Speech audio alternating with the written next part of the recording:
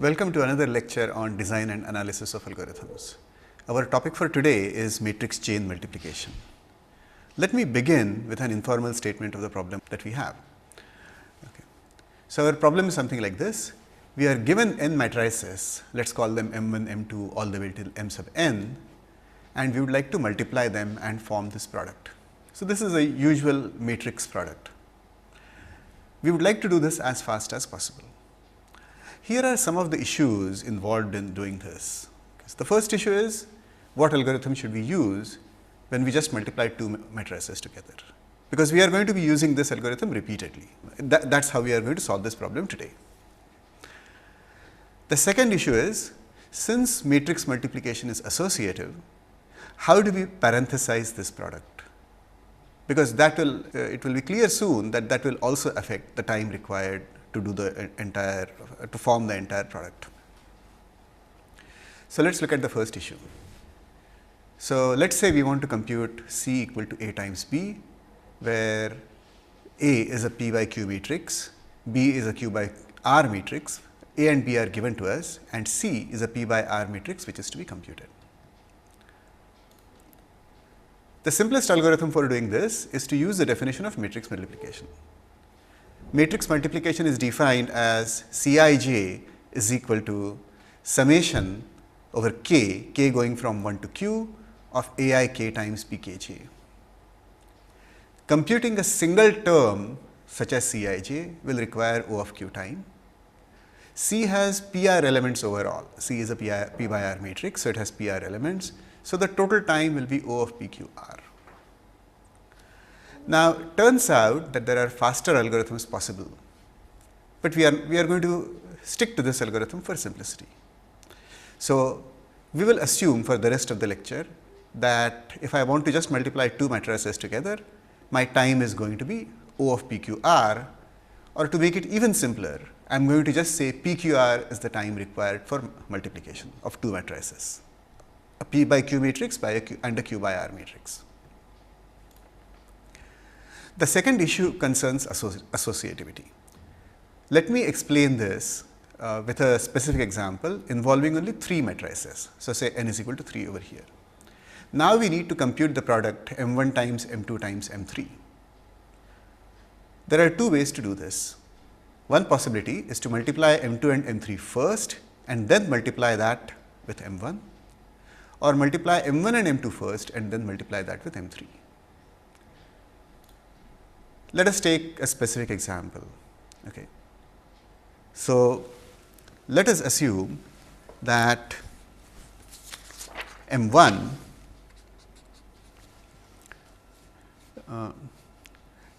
is a 3 by 2 matrix, okay. M2 is a 2 by 4 matrix, and M3 is a 4 by 1 matrix.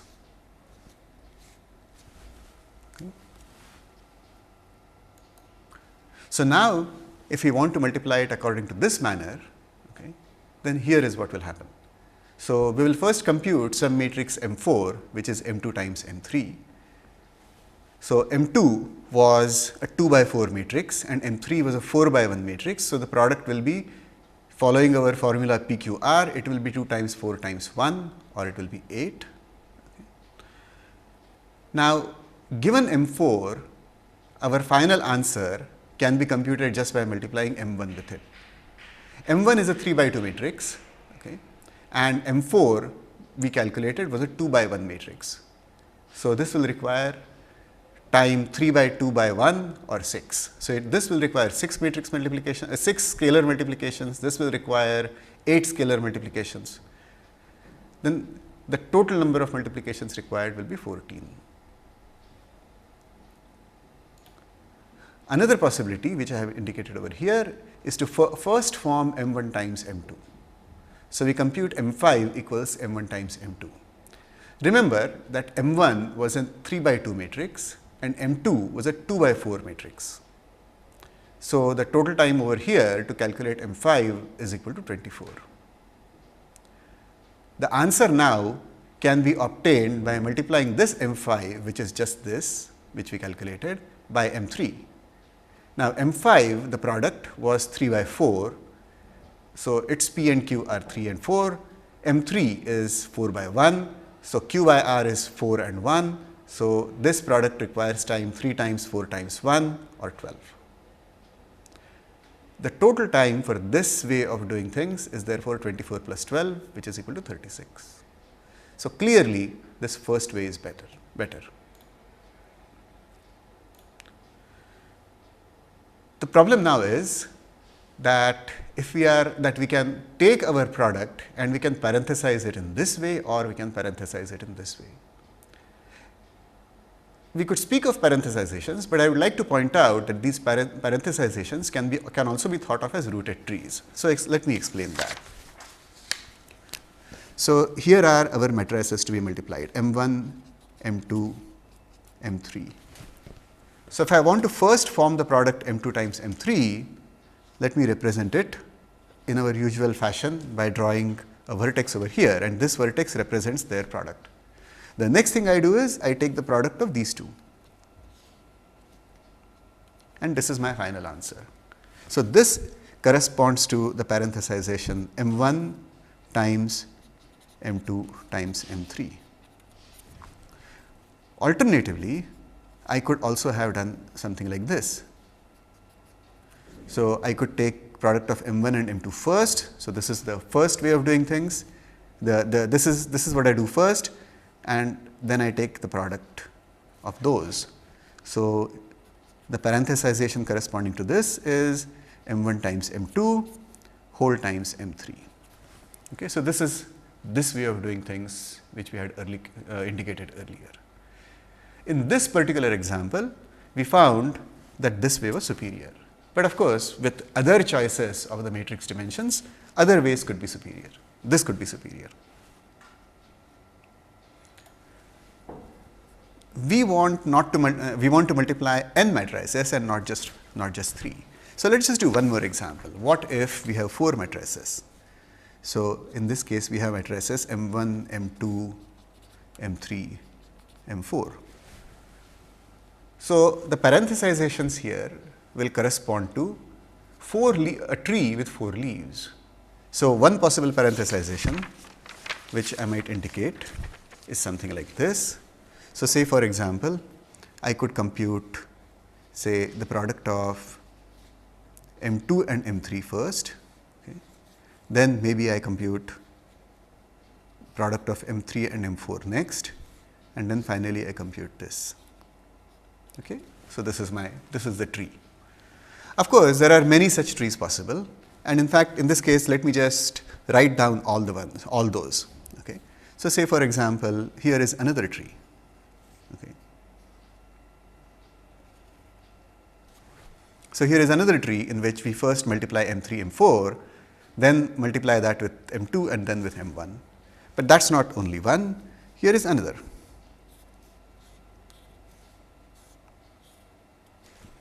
Okay. And then we also have things like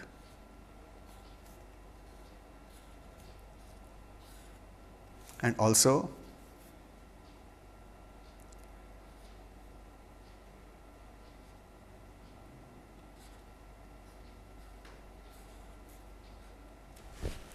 so in this case it turns out that there are 5 trees in which M1, M2, M3, M4 can be the leaves, and therefore 5 ways of parenthesizing this product. As you saw, to go from 3 to 4, we went from 2 to 5. If you keep doing this, you will see that the number of trees grows very fast. In fact, you should be able to prove that it grows exponentially. So, the point is that we want to pick a tree from one of these possible trees, and we want to pick the one which minimizes the total time taken. So, we are now ready to give a formal statement of the problem. Okay. So, our input consists of an array D0 through Dn. So, this is going to represent the dimensions of the matrix. Okay. So, Di minus 1 and Di respectively will give the number of rows and columns of matrix Mi. Okay. So, this means that the number of rows of matrix Mi plus 1 will be Di. So, which will be equal to the number of columns of matrix Mi, which is as it should be, because only then can we think of the product Mi times Mi plus 1. So, although we have n matrices which are being multiplied and this is supposed to represent the dimensions of n matrices, we only have n plus 1 numbers over here. Our output is supposed to be a rooted binary tree with m1 to mn as leaves, and this whole thing should give us the least time for computing the product. Let me now state again that if you give me a tree, okay, I can estimate the time required for the tree, and the algorithm here is actually fairly straightforward. So, if you give me a tree, then the time required for the left subtree can be estimated recursively, the time required for the right subtree can be estimated recursively, and then I just add up the two times, but that does not finish the total time. I have to take the product represented by the left tree, the product represented by the right tree, and I have to multiply them together. So, I need an additional term over here. So, just to clarify, suppose we consider a tree in which the left subtree has I leaves. So, say M1 through Mi belong to the left subtree, okay,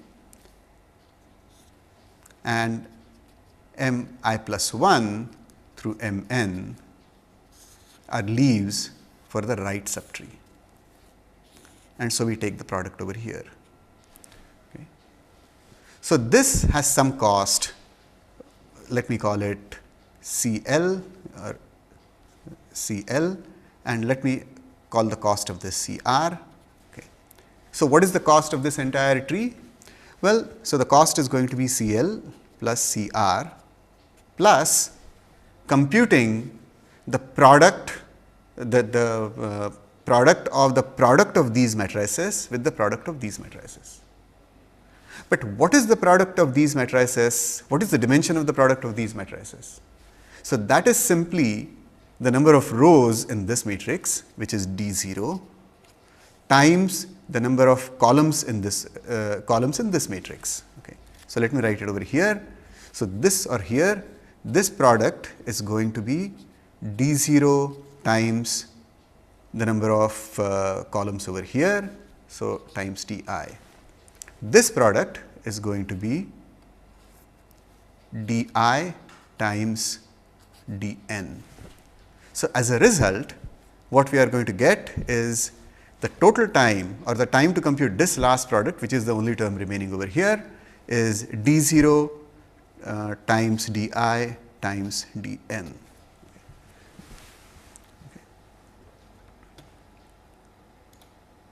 So, stated here, the time taken is the time for the left subtree, time for the right subtree plus D0 Di Dn. Okay. So, here I was using subscripts, here I will just use array accesses, but you know that they really mean the same thing. Okay. I mean the same thing by them. So, how do we solve this problem? So, here is a simple brute force algorithm. So, we will generate all possible n leaf trees and we will calculate the cost for each, or cost is really the same as time. In optimization literature, it is more customary to think of costs. Okay. So, I might use or I will use cost to represent time in the rest of the lecture. So, we calculate the cost of each of these trees and then we will return the one with the minimum cost.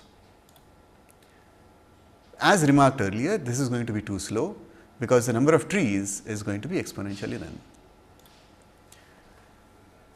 We would like to solve this problem, or we would like to see if dynamic programming can be used to design an efficient algorithm for solving this problem. So, let me give a quick overview of what dynamic programming, the whole dynamic programming idea is. So, in dynamic programming, the first step is to cast the problem as a search for an object over a certain search space. So, this certain search space we have to define a bit clearly, just to clarify our thoughts. Then we also need to define clearly an objective function which is to be minimized or maximized. In our problem, we have really done this step, okay, because the search space is simply the space of all possible trees, and the cost function is the time, and that is to be minimized, okay, the objective function or the cost function. The next step is to design an algorithm which partitions the search space, and each partition is searched to find the best element in it, or in our case the best tree in it. Now, here is the key idea: each partition is to be searched, but we can do this recursively. So, we find the best element in each partition, and since we want the best element in the entire space, we just take the best of these bests.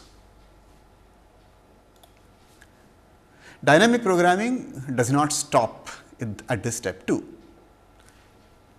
The last and the most important step perhaps, or the most unusual step perhaps, is that we are going to characterize the recursive calls which were made over here. So, in this we will be making several recursive calls. We will ask the question, is there anything interesting about those calls? Is there any property that we can identify for those calls? Or somehow can we say that the calls are only made on these arguments? Okay. So, once we get a characterization, we are going to build a table in which the results of all these calls are going to be stored. Okay. So, we have identified which are the calls which are going to be made over the lifetime of this algorithm, and we will have an entry in this table corresponding to each such call. Then we will define a procedure which I will call fill, which will be able to fill the table entries using other table entries. The key requirement is that fill should not be recursive. Fill should not be a recursive function. If we can do this, we will have a dynamic programming algorithm, and if everything works right, this will be a fast algorithm. So, let us see how we can make this work. So, the first thing is to look at the search space. So, let us quickly take a look at that. So, the search space in our case is all possible trees with M1, M2, the matrices at the leaves. Okay. Note that we have not actually been given the matrices, and we do not need them. We are not actually going to calculate the matrix product. Okay. We are just going to design a scheme for calculating the products. So, even though I say that M1, M2, Mn are the leaves, I really mean that there are some placeholders M1, M2, Mn where the matrices can eventually be placed. So, there are these placeholders M1, M2, Mn which are going to be the leaves, and we are going to consider all possible trees, and that is going to be our space S. Our objective function is going to be a cost. We call it a cost because that is something that we want to minimize. Okay. So, our cost is going to be the time required for a tree, and we have already seen how we calculate this time. Okay. So, our goal is to find the minimum cost tree from this S. The next step is to partition this S. Now, there are several ways in which we could partition. If we have, so this is the place where we require some creativity. However, I am going to point out a very natural way of doing this partitioning. So, S is the space of all trees. I am going to define S sub I as that subspace. Okay, so that subspace in which consists of all trees in which left subtree of root has M1 through Mi at the leaves, and right subtree of root has Mi plus 1 to Mn at the leaves. So, in fact, it is going to be a tree which looks like this.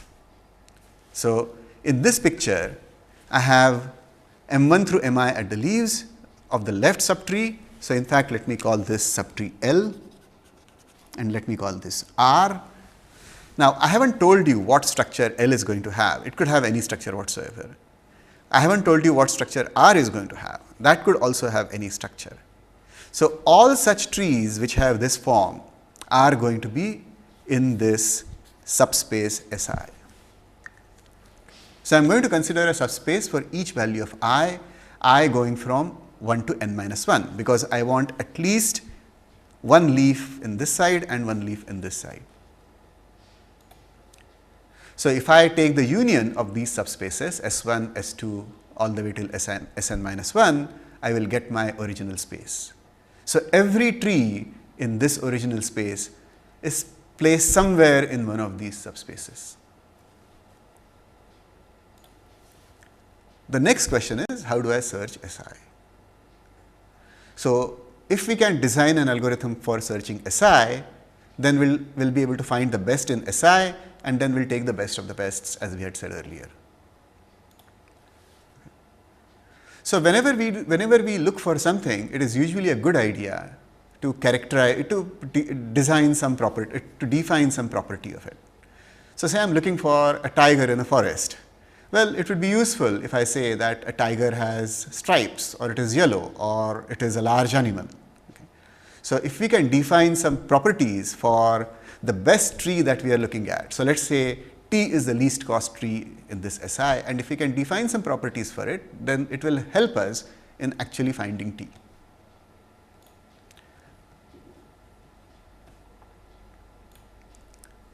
Now, here is the main property of T that we are going to use, and it is actually a fairly natural property. So, the main lemma that we are going to prove is this. So, let L be the left subtree of T, which is a least cost tree in Si. I am saying A and not the least cost tree, because there could be several least cost trees. So, T is just a least cost tree in our subspace Si, and L is its left subtree. The interesting observation, or the interesting guess perhaps right now, is that if T is the least cost tree, then somehow we expect that L also should be a least cost tree. But L is only over the L only is computing the product M1 through Mi, and so our claim is that L must be a least cost tree for computing the product M1 through Mi.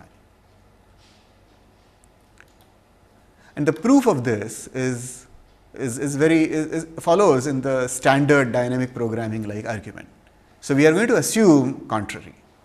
So, we will assume that L prime be the optimal or the best tree for this product M1 through Mi, okay, and its cost, and the cost of L is actually greater than the cost of L prime, which has to be the case if we want to claim that L is not optimal.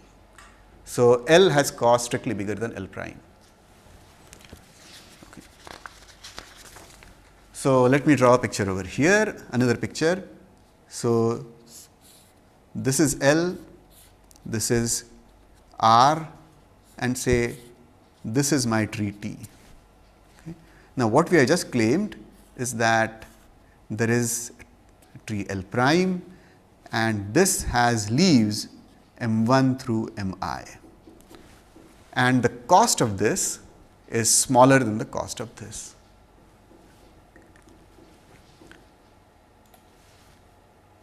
Of course, L must also have leaves M1 through Mi, and let me write down the leaves over here as well. This should be Mi plus 1 through Mn. Okay. Here is what we are going to do. Here is sort of the standard dynamic programming idea. I am going to construct another tree T, but this time I am going to place L prime instead of L. So, my tree T prime is going to look something like this. So, I am going to have L prime over here, and I am going to retain R as it was, and I am going to connect these two together. So, this is my tree T prime. So, T is known to be optimal. So, this T is optimal, and I do not know anything about this, but I would like to estimate the cost of this. So, let us look at the cost of T first. So, cost of T is equal to cost of L plus cost of R, okay, plus d0 di dn. So, this just comes from this observation which we had made earlier.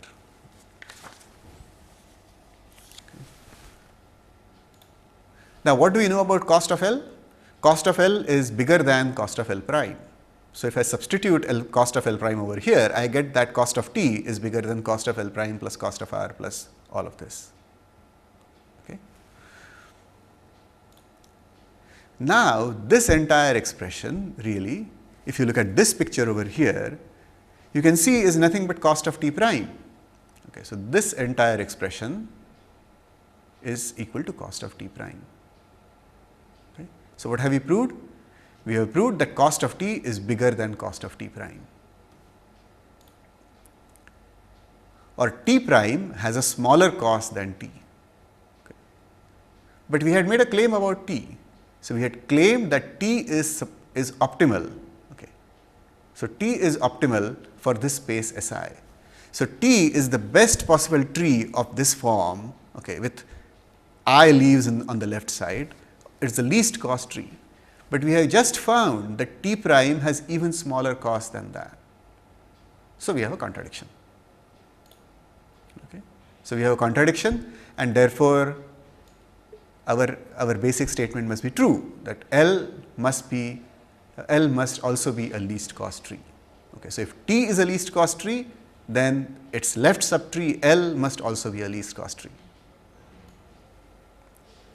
But we can apply the same argument to the right side as well.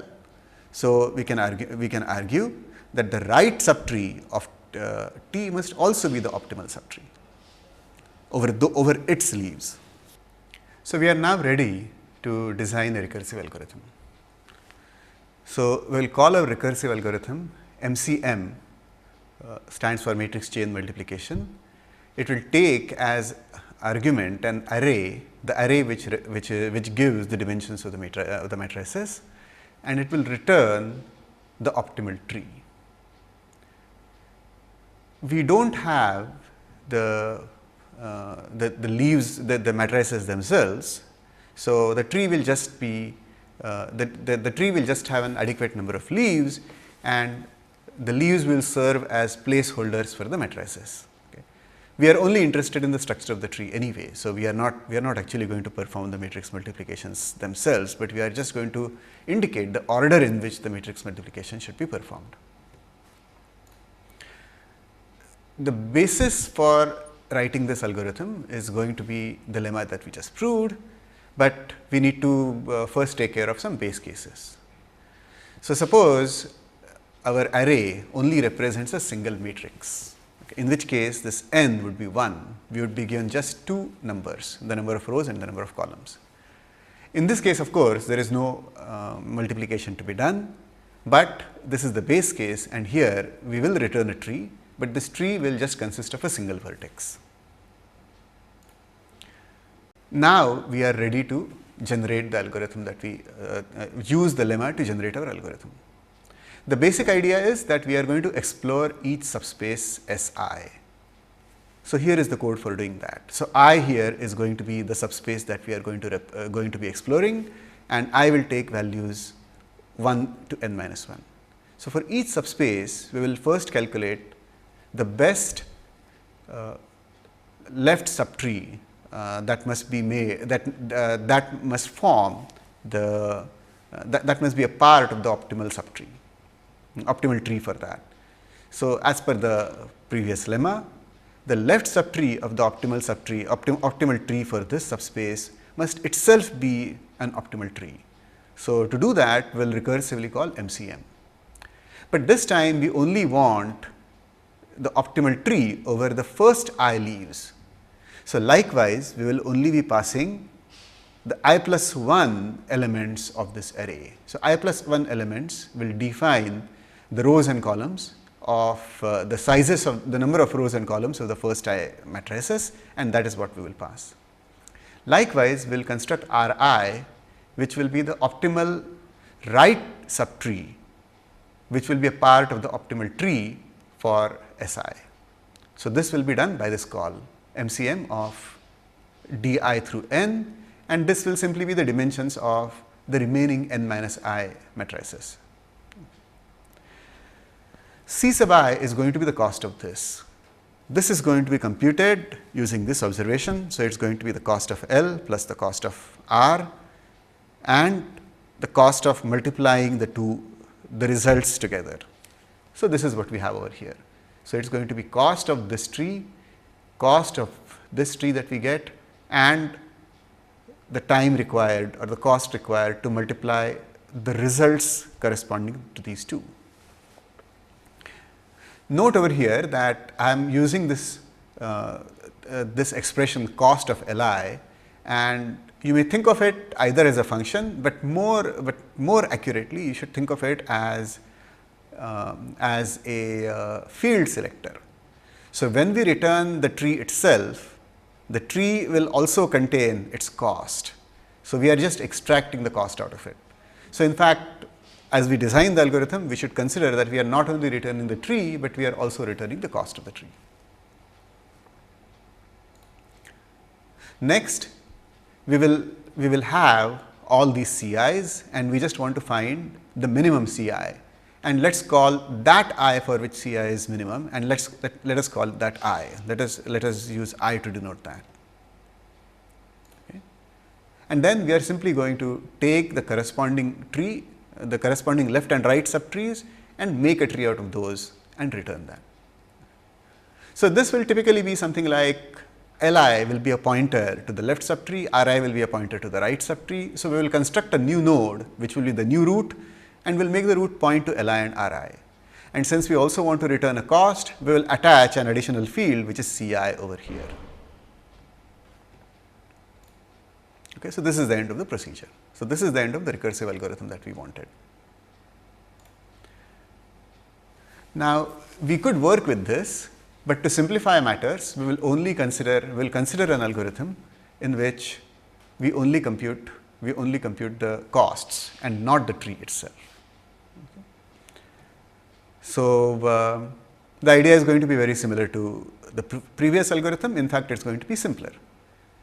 So, earlier we said that if n is equal to 1, then we return a single element. Okay. In this case, we are not going to return a single element, but we are going to return its cost. So, in this case, we are going to return 0. In the previous algorithm, we had Li equal to MCM of this, but here now we are going to use MCMC. So, MCMC is the cost of the optimal tree. So, Li will now become the cost. Ri will also become the cost, and so the total cost is going to be not cost of Li, but just Li plus Ri plus whatever this was. And now we are going to find the I for which this is a minimum, and then we will return this C of I. Okay. So, we will work with this, and the rest of the dynamic programming procedure will use this. Actually, we would like to simplify, we can simplify the whole thing, and here is how we will simplify it. Okay. So, let me go back to this and let me try doing this on paper, so you can see both the things at the same time. Okay. So, the idea over here was that we are going to calculate this expression, okay, and take the minimum. So, in fact, this whole part I can replace by the following expression. So, I will just write this as return the minimum over all possible values of I, okay, of what, or say in fact, or I going from 1 to n minus 1, and what is it that we are going to take the minimum of? It is just going to be this C of I over here. So, instead of Li, I will just substitute this MCMC. So, I will write that as MCMC of D0 through I plus MCMC of d I through n plus d of 0 times d of I times d of n. Okay. So, I have just taken this expression and I have substituted MCMC over it here and this MCMC over here, and I get this expression. So, that entire part could be represented as this. So, we are going to take this expression for all values of I and we are going to find the minimum of it, and that is what we are going to return.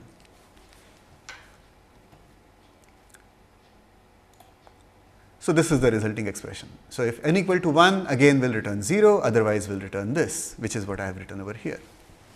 The final step in dynamic programming is to characterize the recursive calls.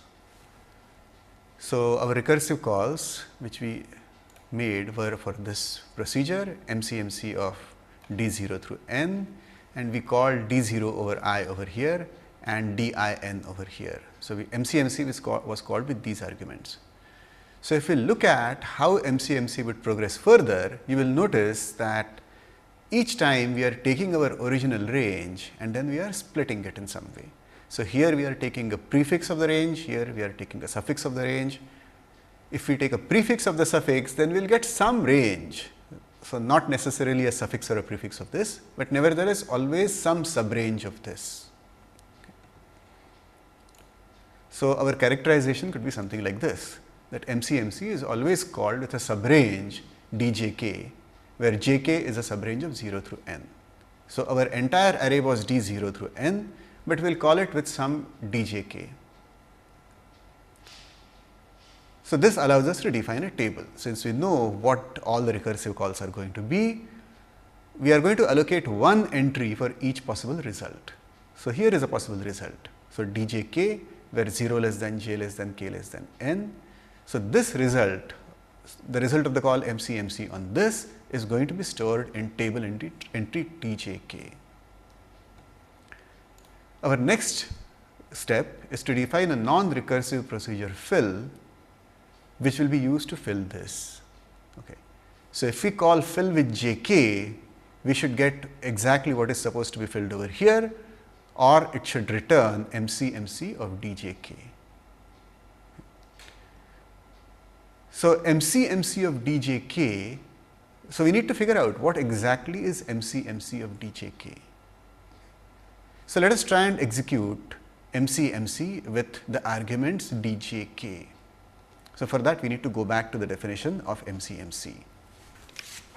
So, here is what we need to do. We want to execute the call MCMC of djk.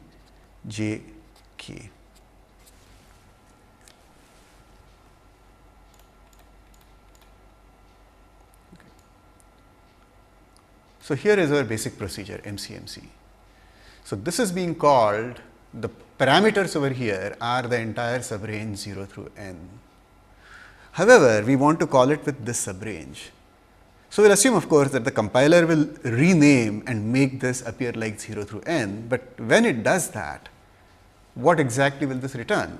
How exactly will this execute? That is what we need to understand. So, the condition n equal to 1 over here, okay, just says whether this last index is 1 plus this first index. So, this condition really should be thought of as if the last index k is equal to j plus 1. Okay. In that case, return 0. Okay. Otherwise, it is going to return this expression. Okay. So, we are still going to return this expression, but wherever the first index 0 appears, we will just put in j, and wherever the last index n appears, we will just put in a k. So, that is exactly what we are going to, what that procedure should be doing. Okay. So, MCMC when called on djk will work something like this. So, it will return say min over I going from not 1 to n minus 1, but instead it will go from j plus 1 to k minus 1, okay, and it will compute MCMC of d of j I plus MCMC of d of I k, okay, plus instead of this we are going to have the corresponding right bounds. Okay. So, we are going to get d of instead of 0, we will get j times d of I times d of k. So, this is the value that should be returned by fill. So, here is what fill in fact does. Okay. So, fill is going to do exactly this. However, fill is not really allowed to reference MCMC, and in fact, fill does not need to reference MCMC. So, when it wants to compute MCMC of dji, fill knows that this is going to be stored in tji. So, in fact, instead of MCMC, fill is just going to return T of ji. Instead of MCMC of dik, fill is just going to return tik. And then this part is going to be the same as before, and in fact, that is what fill is going to be returning. So, this procedure fill that we have defined over here is the right procedure. It is non-recursive. Okay. It does not talk about MCMC, it does not call anyone else, but it looks at the table entries. So, this is what we needed. We wanted to have a procedure which tells us how to fill the jkth entry, assuming that other entries are full. So, this is what it is doing. Okay. So, now we are really pretty much ready to write the dynamic programming algorithm. Okay. So, what we need to do next is to characterize how fill works. Okay. So, let me write down our table first. So, our table T is going to look something like this. So, here is the first index which is I, here is the first index which is the second index which is j. Okay. Or sorry, our first index is j and the second index is k. Okay. So, let us now look at the first step, the first statement in fill. So, it says that fill the table must contain a 0 if k equals j plus 1. Okay. So, this is 1 1. So, this will be the entry 1 1. So, this is not of interest. So, if k is equal to j plus 1, so this entry is going to be a 0. This is where k equals j plus 1, but that is not the only entry. In fact, another entry which will be 0 because of this will be this entry, okay, this entry, and so on. Okay. So, these are simply entries above the main diagonal. Okay. So, this would be the main diagonal, and all the entries above the main diagonal will be zeros. Okay. And in fact, the whole thing is going to be defined for j less than or equal to k. So, in fact, it is only going to be defined on this side. This side is not going to be used. This side and the diagonal are not going to be used at all. Okay. Now, let us examine how does fill a particular entry jk. So, let us say this is my j over here, okay, and so this is the entry that I want to fill, and this is the index k. So, the jth row kth column, this is the entry that I want to fill. How does fill this entry? So, it considers the values of tji where j ranges from tji where I ranges from j plus 1 through k. So, these are simply table entries in this region. Okay. So, let me put them in a different color. So, these are the table entries. Okay. So, these are the table entries which are needed for updating this. So, let me put an arrow going from here to here. Okay. But it also uses table entries ik. Okay. Again, I going from j plus 1 to k minus 1. So, which are these entries? Well, these are the entries which are below over here. Okay. So, the entries above the main diagonal, but below this element are also going to be used. So, if these entries have already been defined and these entries have already been defined, then fill can fill in this table entry. So, then the entire procedure is extremely simple. Okay. What is it that we have to do? we must ensure that when it comes time to fill this entry, all these entries must already have been filled. Okay. So, that suggests a very simple order in which we can fill these entries. So, here is my table. Okay. So, here is the main diagonal.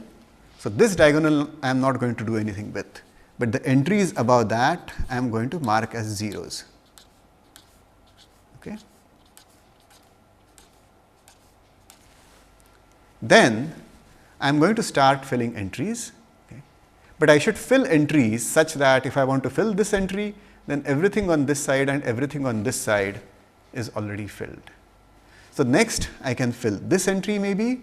So, I will put a 1 over here. After that, I can fill this entry, I can fill this entry, then I can fill this entry, this entry, this entry, 7, 8, 9, 10. In general, I can, let me use another picture. I can take my matrix. So, if this is my matrix, if this is my table, I'll fill the second diagonal with zeros, then I will fill the entries, the rest of the entries in this order. First I will fill these, then I will fill these, then I will fill these, then I will fill these, and so on.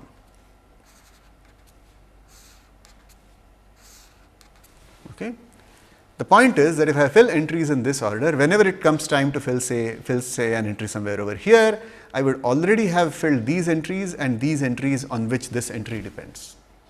So, that is the key idea. So, if these entries are already filled, then we can fill these entries. So, the only thing that remains to be done now is to figure out how much time the whole thing will take. Okay. So, the total time taken is clearly equal to number of entries in the table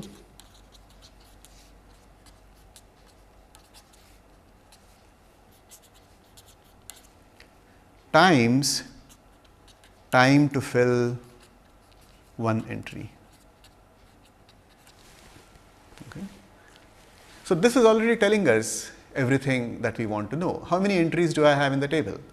Well, T has all this entire range jk, where jk lie between 0 and n. So, we have a 2-dimensional table with n rows and n columns. We are only using half of it, but clearly the number of entries is therefore O of n squared. Okay. What about the time to fill a single entry? So, if Tji and Tik are already known, then we are going to have to compute this product and we are going to do these additions. Okay. But and this has to be done these many times. So, for every value between j plus 1 and k minus 1. This range can be as large as n, and therefore, the time to fill a single entry is going to be O of n again. So, the whole thing is going to be O of n cube. Okay. So, that really finishes the entire algorithm. Okay. So, the total time is n squared times n, which is equal to O of n cube. Now, I just want to make one more comment, and the comment is about the simplification that we did. So, we said that we are not going to compute the exact tree that we wanted, but we are just going to compute the cost of the optimal tree. So, I want to leave you with an exercise, which is how can you modify this algorithm so that you actually calculate the tree and not just the cost. So, this is the exercise. So, in fact, the idea is something like this. I am giving you a hint over here. In each table entry, store the root node of the tree along with the cost of that. Okay. The root node will contain pointers to the left and right subtrees. Okay. Now, if you go and ask the question, how do I update a single element of the table, you will have to construct the root node as well as these pointers and as well as these costs, but you will see that each filling now will still be possible in O of n time. And since the number of entries are O of n squared, the total time should still be O of n cube. So, that concludes this lecture.